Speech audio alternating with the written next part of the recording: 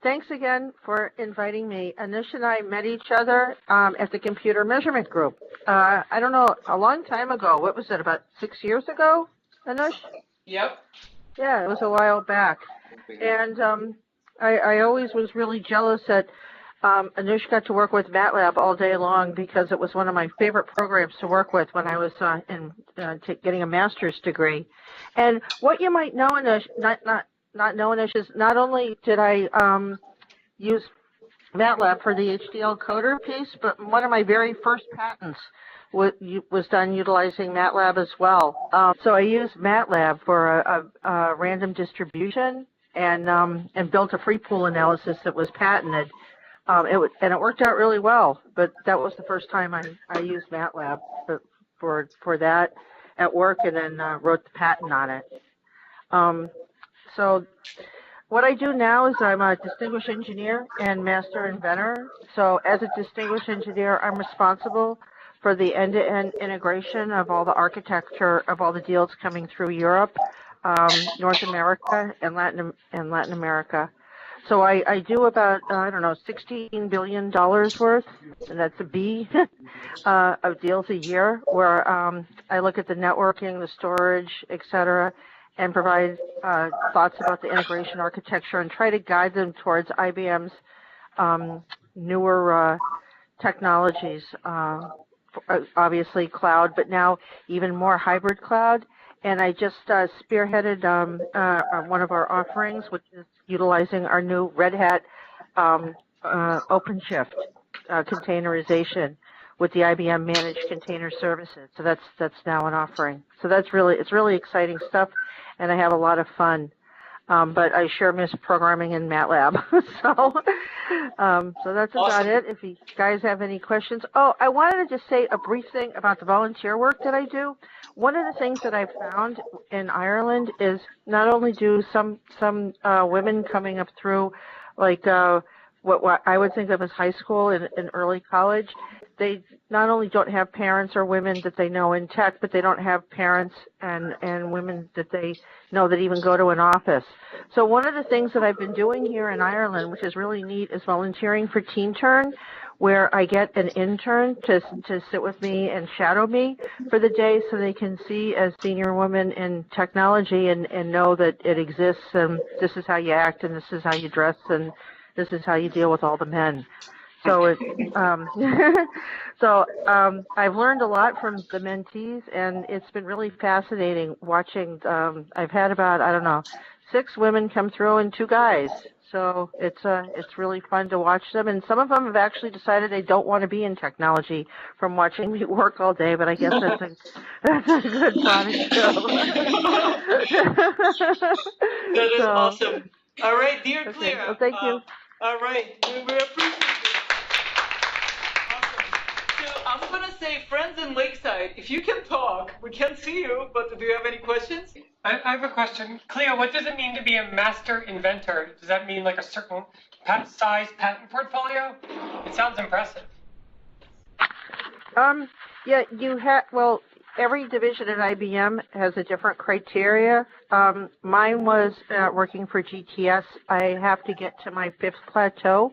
Each plateau is usually 4 patents. Sometimes you get a publish or so.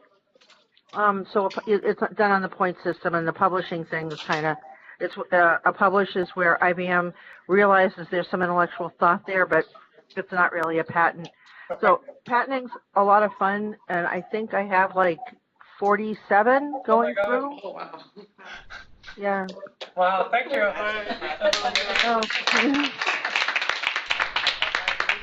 Awesome. Oh my good stuff. All right. Yes. Very exciting. Also, so I mean, this is a small, tiny thing. Somewhere in that video, there is a shot that we say, how often do you get to stand between 2 IBM distinguished engineers? So Clea and I, fun fact is, have a friend in common that tweets under the Twitter handle IBM Performance, all right? And so I got to stand between them and we took that shot, right? So anyways, thank you. Anything else you want to tell us, Clea? You seem like you were pretty proud of us with your comments on the internet. Yeah. Yeah, it's kind of funny. I was actually at the Science Museum in London the other day with my husband, and MATLAB sponsored the mathematics wing at the Science Museum. I was like, "Where's IBM? This stinks. I want to go to work for MATLAB." Awesome. Well, thank you so much. All right. Next on our screen, this is how I learned to do this in some class. We see Dr. Griffiths in Staffordshire. Am I saying that somewhat right? Would you like to tell us about how? Okay, let me navigate through my amazing presentation here to you. Okay, we have some folks who Beryl did not manage to get to a computer. Su-Ping Huang is amazing. You will read a blog post about her. It is midnight in Japan and it's just not working for her to join us. But let's talk to Dr. Griffiths, and then we just, jumped over, I forgot the order, but we jumped over the slide with Cecili, but we'll be back. All right. Hello, I'm Allison Griffith, Dr. Allison Griffiths from Staffordshire University in the UK. Don't know if anybody knows where that is. It's right in the middle, near Manchester. Okay. I taught myself MATLAB for my undergraduate degree because I was making hardware for pseudo-random sequence. Oh, I did telecommunications, so I was making some hardware using flip-flops, and my supervisor asked me to write a C code, and I thought, I don't want to write that in C code, so I found out this brilliant software called MATLAB, and I completed my studies and taught myself MATLAB at the same time. Then I did my master's degree and used MATLAB for the project for that on neural networks. Then I carried on and did my PhD. I did network simulation then, and then when I was working, after I completed, I had PhD researchers, and we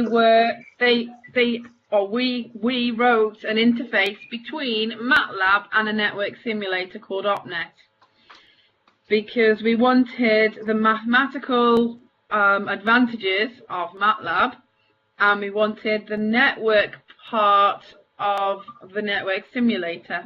So basically we had MATLAB on the two ends and the network simulator in the center.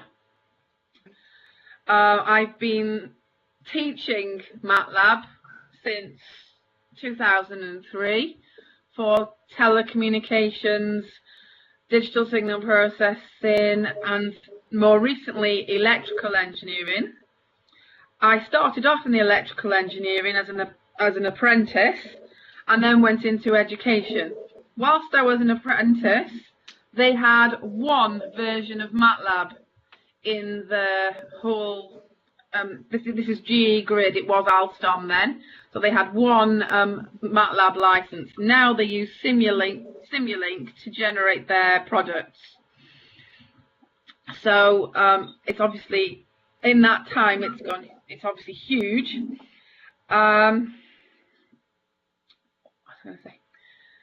So I was going to ask if you will talk to us about working life.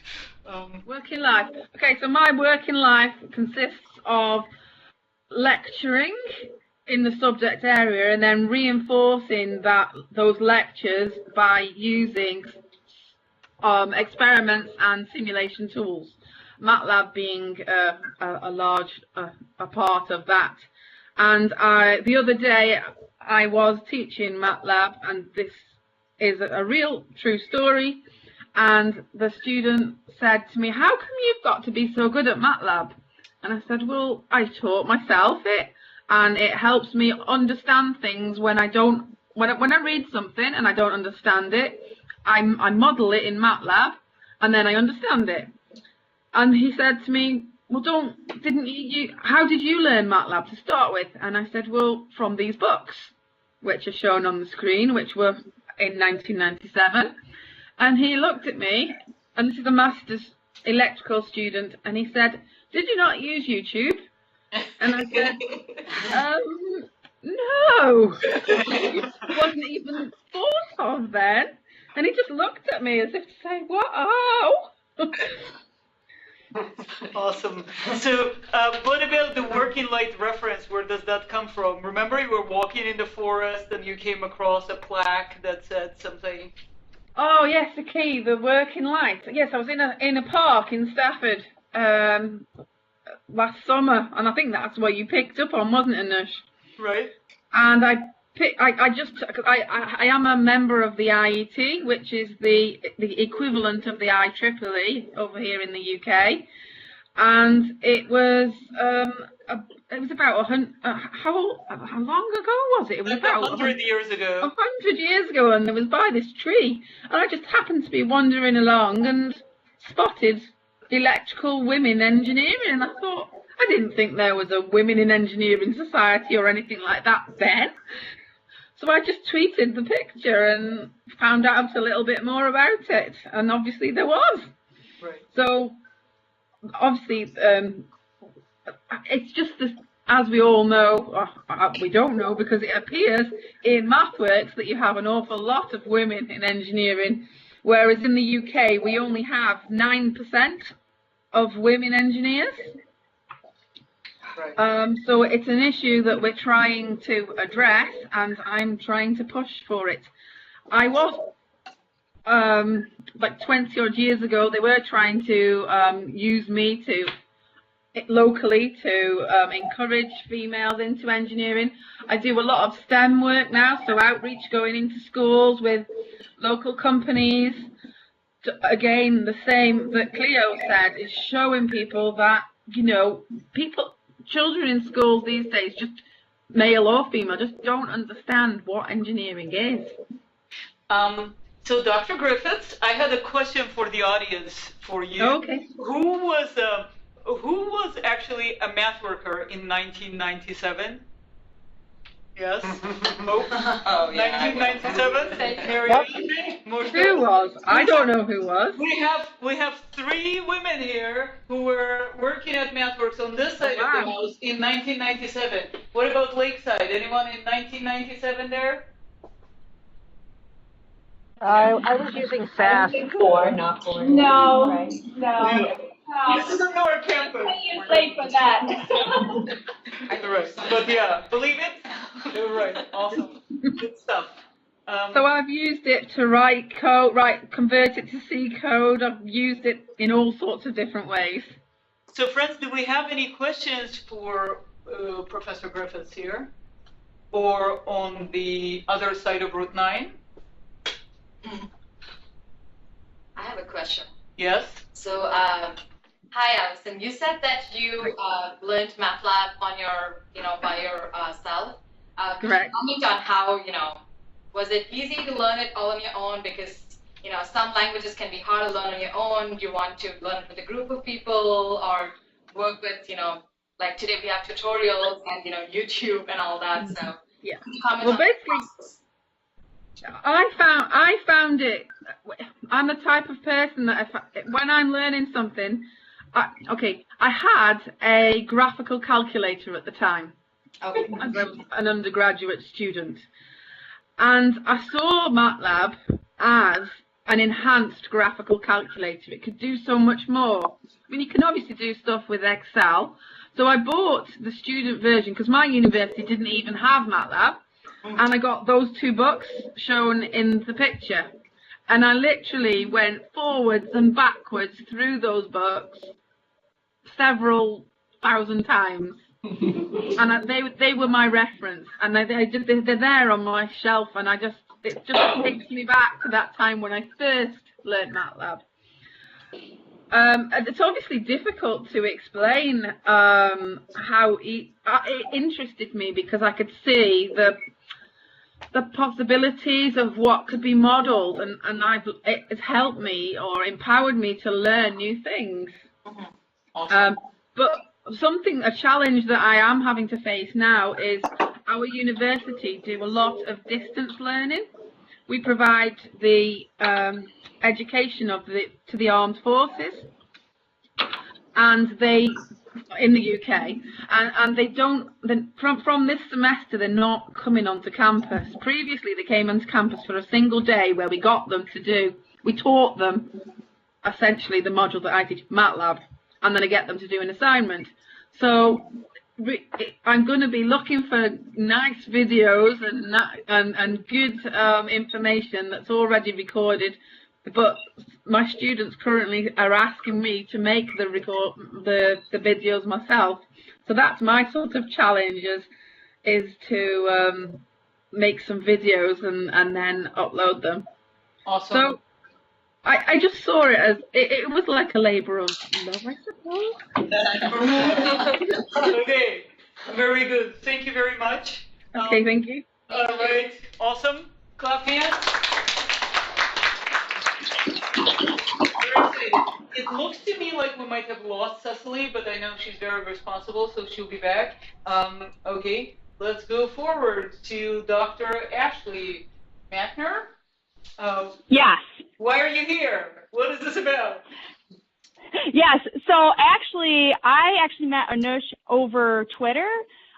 She had reached out to me. She saw one of my tweets on heat transfer coefficients. I'm not sure if you all are familiar with the TLC show, Say Yes to the Dress. I made a comment. I made a comment that after calculating multiple heat transfer coefficients, I finally said yes to a heat transfer coefficient. So I'm a bit earlier in my career, it sounds like, comparing myself to the other two participants. I actually recently graduated with my PhD in chemical engineering from Cornell University, where I specialized in fluid mechanics. I've used MATLAB over the course of my academic and industry career to solve a bunch of problems, ranging from image processing, writing simulations for droplet condensation, automating data analysis for experiments that I ran, reactive kinetic modeling, reactor design, fixed bed reactor hydrodynamics, two-phase flow, a whole range of problems that exist in the chemical engineering and more specifically in the fluid dynamics area. In terms of how I learned MATLAB, I was actually taught MATLAB as an undergrad. I think it was first year or second year. It was a pretty rigorous course, so I learned a lot. But I think the bulk of my learning came from experimenting with it on my own to solve other problems outside of that class. And every single job that I've had or internship, the first software request I always make is for MATLAB. Because if I'm ever bored, I can always go into MATLAB and write some code or, play around and learn more about MATLAB. Right now, I'm actually professionally, I'm in the middle of a career transition. I left my post at ExxonMobil and I'm sort of dabbling in the entrepreneur type area, and I started a food blog, which sounds like it's not technically related to my field, but I actually use a lot of my technical skills in that, one of which is using MATLAB to look at the data that's coming off of Google Analytics to sort of guide my marketing decisions and where I need to promote things and things like that. Awesome. And then the only other comment I want to make is back in graduate school, I did some volunteer work to teach women about STEM, and I was part of a group of 4 women that started a program that was titled Women, which stood for Women's Outreach for Materials, Energy, and Nanobiotechnology. And it was a program where we reached out to girls in junior high and high school in rural areas that didn't have access to the higher level science classes. We brought them on site to Cornell, and we coordinated labs in different STEM subject areas to sort of give them hands-on experience with science and engineering.